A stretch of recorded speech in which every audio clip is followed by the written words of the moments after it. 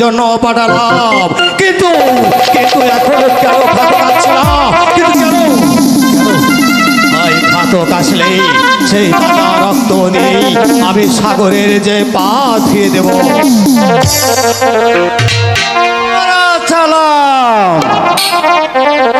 তুমি এসেছো ঘাতক?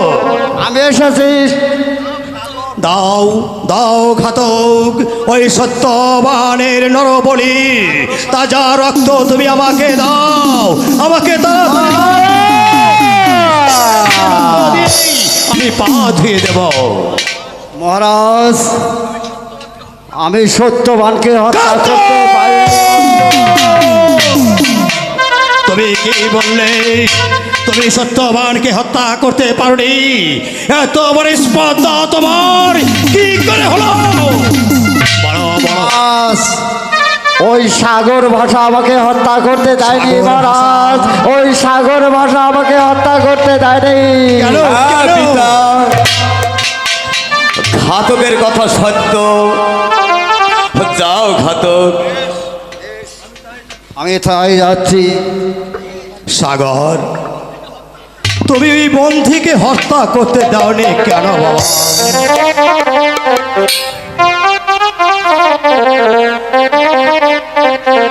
ও কি পিতা গো,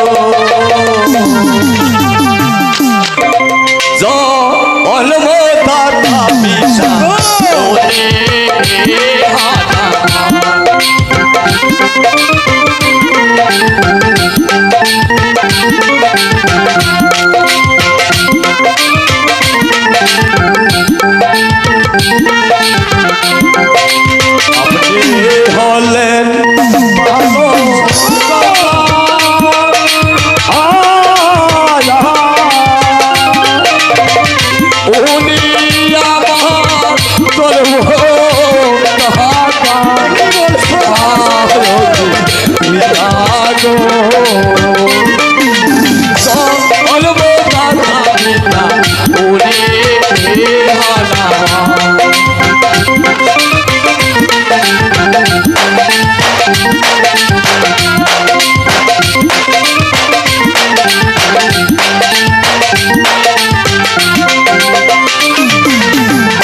মন্দিরেতে পরিচয় হলো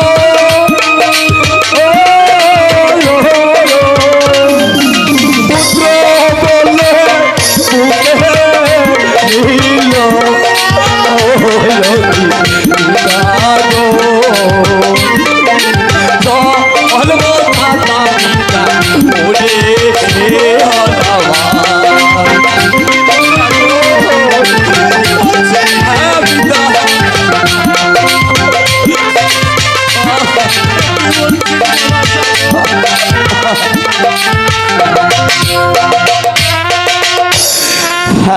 পিতা, বন্দির রক্ত যে আমার শরীরে প্রবাহিত, তাই তাকে আমি হত্যা করতে দেইনি পিতা। আচ্ছা সত্যবান মহারাজ, বলো তো সাগরের সম্পূর্ণ জীবন কাহিনী তুমি আমাকে খুলে বলো। তাহলে শুনুন মহারাজ। আমার বাড়ি ছিল ওই রণজিৎ রাজার দেশে। একদিন রাত্রে, রণজিৎ রাজা?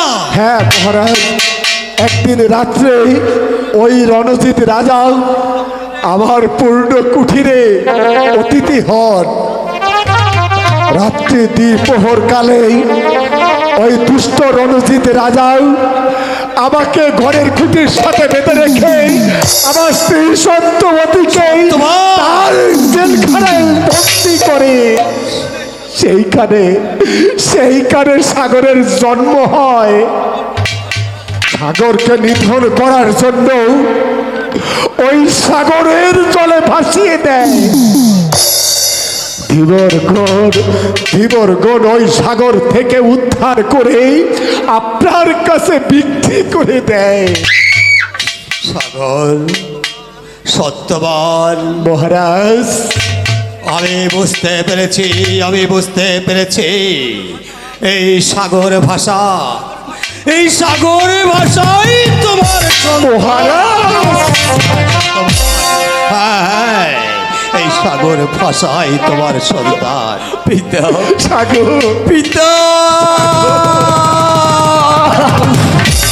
পিতা পিতা গো সাগর পিতা আমার সাগর আমার সাগর ও সাগর ভাই সত্যবান মহারাজ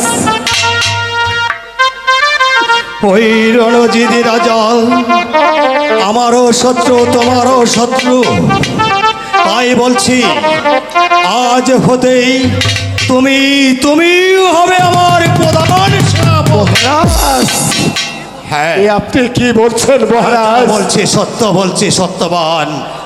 যাও ওই বেঈমান রাজা রণজিতের বিরুদ্ধে যুদ্ধর আয়োজন করো। মহারাজ বাবা সাগর, বলুন পিতা তুমি তোমার পিতাকে নিয়ে অন্তমহলে যাও।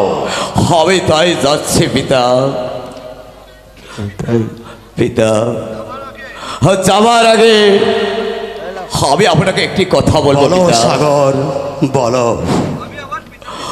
আমি আমার পিতাকে নিয়ে আমি শিকারে যাব পিতা। শিকারে আপনি যাবে? আমাকে অনুমতি দিন।